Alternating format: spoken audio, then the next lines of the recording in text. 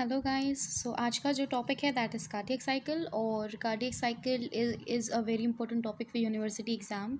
Specially जो first year की university exam है उसमें कार्डियक साइकिल को बहुत बार टारगेट किया गया है।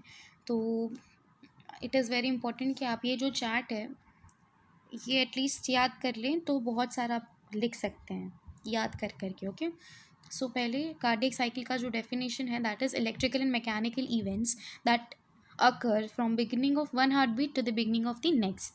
तो जितने भी इलेक्ट्रिकल और मैकेनिकल इवेंट्स होते हैं जो एक हार्ट बीट से लेकर दूसरी हार्ट बीट तक जो भी इवेंट्स होते हैं उसको कार्डियक साइकिल बोला जाता है।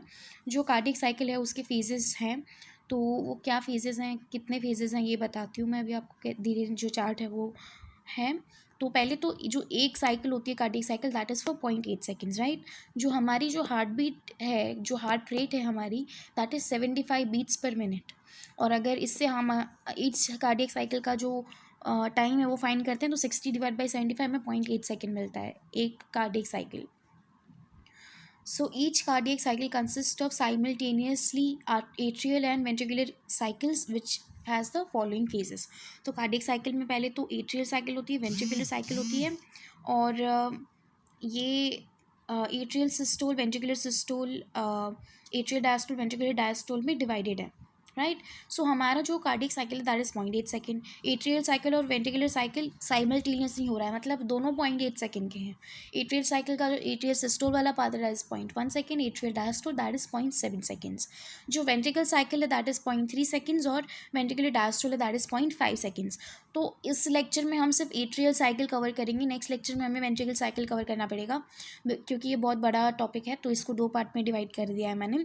तो वेंट्रिकल साइकिल्स के जो पहले इवेंट्स हैं वो भी देख लेते हैं एक बार चार्ट के फॉर्म में।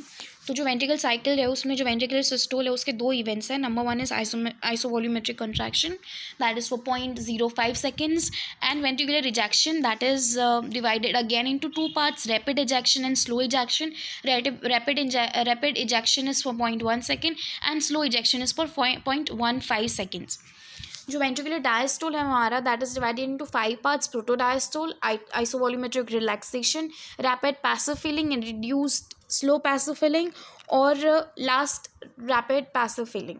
तो इसके 5 पार्ट है। Protodiastole 0.04 second, isovolumetric relaxation 0.06 second, rapid passive filling that is 0.11 seconds, और रिड्यूस्ड या slow passive filling is for 0.19 seconds. और ये जो स्लो पैसिव फीलिंग है उसको डायस्टेसिस भी बोलते हैं। कई जगह पे आपको ये वाइवा में बहुत पूछते हैं कि जो स्लो फीलिंग है उसको क्या बोलते हैं, या फिर जो डायस्टेसिस है वो किसका पार्ट है, तो वेंट्रिकुलर डायस्टोल का पार्ट है। तो ये आपको याद रखना है, डायस्टेसिस इंपॉर्टेंट टर्म है। फिर last rapid feeling 0.1 second that is coincide with the atrial systole. तो ये कोइंसाइड कैसे करता है ये बाद की बात है। अभी हम आ जाते हैं एट्रियल साइकिल पे। जो एट्रियल साइकिल है उसमें हम आ जाते हैं एट्रियल सिस्टोल के जो इवेंट्स हैं उसमें। ओके, सो एट्रियल सिस्टोल जो हमारा है that is for 0.1 second, it coincide with the last rapid feeling phase of ventricular diastole. तो ये मैंने पहले ही बताया कि आपको ये जो कोइंसाइड वाला पार्ट है वो अभी आपको समझ में नहीं आएगा। तो वो मैं जब साइकिल ड्रॉ करके आपको जो वेंट्रिकुलर डायस्टोल जब ख़त्म होके मैं समझाऊंगी पूरा साइकिल एक बार, तो पूरा पैटर्न आपको पूरा एक साथ मैंने कार्डियक साइकिल को समझाना है। Atrial systole, diastole, ventricular systole और डायस्टोल जितने भी सारे पार्ट्स हैं उसको, तो वो जब मैं एक सीक्वेंस में समझाऊंगी तो आपको ये समझ में आएगा। सीक्वेंस के बिना इट इज़ इम्पॉसिबल। सो पहले हम इसको ऐसे पढ़ लेते हैं थियोरी के हिसाब से, फिर हम इसको समझेंगे भी। ये एक पॉइंट अभी आप छोड़ दो। सो बिफोर एट्रियल सिस्टोल, जो एट्रियल सिस्टोल है उसके पहले क्या होता है, जो वेंट्रिकल से वो रिलैक्स स्टेट में है, जो हमारा एवी वाल्व है वो ओपन हो चुका होता है, जो ब्लड है वो एट्रिया से वेंट्रिकल में जाता है वाया ग्रेट वेन्स। ओके, तो जो एट्रियल सिस्टोल के पहले की कंडीशन क्या है, जो एट्रिया है उसमें से ब्लड कहाँ जा रहा है, वेंट्रिकल्स में, और थोड़ी सी कैविटी बनी क्योंकि ब्लड जा रहा है ना एट्रिया से वेंट्रिकल्स में। सो क्या होता है कि जो एट्रिया होता है जब वो कॉन्ट्रैक्ट करता है तब तक तो already 75% of the blood is already into the ventricles, atria से वेंट्रिकल्स में आ चुका होता है, क्योंकि जो एवी वाले वो हमारा ओपन है और वेंट्रिकल रिलैक्स स्टेट में थे, तो 75% तक फीलिंग हो जाती है। बट जब एट्रिया कॉन्ट्रैक्ट करता है तो क्या होता है, जो 25% जो फीलिंग बची होती है, जो एट्रिया जब कॉन्ट्रैक्ट करेगा तो ब्लड कहाँ जाएगा, वेंट्रिकल्स में जाएगा। तो जो 25 या फिर 25% जो ब्लड है जो वेंट्रिकल्स में आता है that is via atrial systole. Right.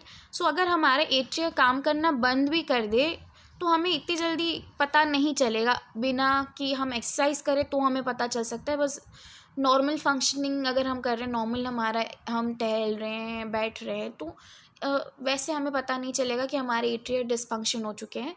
तो this is very unlikely to find atria failure, because जैसे कि मैंने बताया 25% of blood is going into the ventricles, तो ज़्यादा फर्क नहीं पड़ेगा अगर एट्रिया काम करना बंद कर देगा।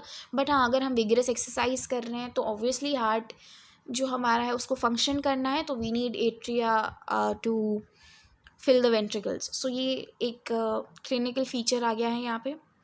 सो एट्रिया जो कंट्रैक्शन होता है वो क्यों होता है, किस तरह से होता है?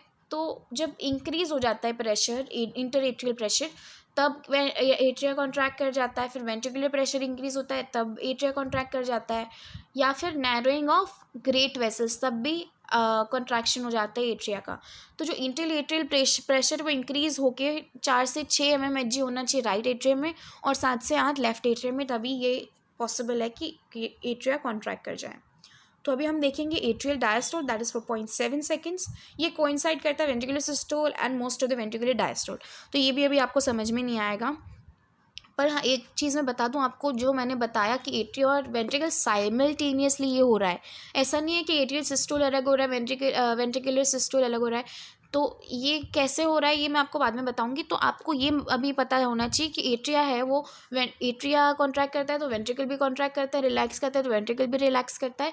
तो ये एक टाइम, मतलब इसका मेरे को पूरा समझाना पड़ेगा, ऐसे समझ में नहीं आएगा। बट अभी ये याद रख लो कि जब एट्रिया का कोई इवेंट होता है तब वेंट्रिकल का भी कोई इवेंट होता है। ओके, तो उस हिसाब से यहाँ पे जो है दैट इज़ एट्रिया का जब सिस्टोल चल रहा होता है तब वेंट्रिकल डायस्टोल का जो लास्ट रैपिड फीलिंग है वो हो जाता है। अब समझ में आया थोड़ा बहुत आइडिया? ओके, अगर आया है तो ठीक है, नहीं तो नेक्स्ट लेक्चर में पूरा समझ में आ जाएगा। और जो एट्रियल डायस्टोल है वो कोइंसाइड करता है किससे? वेंट्रिकुलर सिस्टोल से, और कुछ वेंट्रिकुलर सिस्टोल से, और बहुत सारा वेंट्रिकुलर डायस्टोल से। तो जब एट्रिया हमारा रिलैक्स करता है तब वेंट्रिकुलर सिस्टोल में भी होता है, डायस्टोल में भी होता है। सिस्टोल में कम होता है, डायस्टोल में ज़्यादा होता है। कैसे होता है ये नेक्स्ट लेक्चर में पता चलेगा। ओके, तो ड्यूरिंग एट्रियल डायस्टोल क्या होता है, जो हमारे एट्रियल मसल्स है वो रिलैक्स कर जाते हैं, और हमारा जो एट्रियल फीलिंग है वो हो जाता है due to continuous venous return. ठीक है, तो ब्लड वेन से कहाँ आ रहा है? एट्रिया में आ रहा है। सारे ब्लड बॉडी में से ब्लड लेके कहाँ ड्रेन हो रहा है? एट्रिया में ड्रेन हो रहा है। तो तब ये क्या हो रहा है? एट्रियल डायस्टोल हो रहा है जब एट्रियल मसल्स रिलैक्स हैं और एट्रिया क्या ब्लड से भरने लगा है। तो जो प्रेशर है ये इंक्रीज़ हो जाता है एट्रिया में, और फिर वापस से डिक्रीज़ होके ऑलमोस्ट ज़ीरो जब हो जाता है तब यहाँ पे एवी वॉल्व ओपन होता है। तो यहाँ पे जो 2 इवेंट इंपॉर्टेंट है, जो पहला है दैट इज़ एट्रिया की फीलिंग हो रही है, दूसरा ये कि जो हमारा एवी वाल्व है वो यहाँ पे ओपन हो चुका है। फिर ये pressure again increases and follows ventricular pressure during the rest of the diastole. तो प्रेशर अगेन जब एवी वाल्व खुल जाता है उसके बाद प्रेशर अगेन इंक्रीज हो जाता है, और वेंट्रिकुलर प्रेशर के साथ ये फॉलो करता है, और पूरा डायस्टोल ऐसे ही ख़त्म होता है। सो ये हमारा एट्रियल सिस्टोल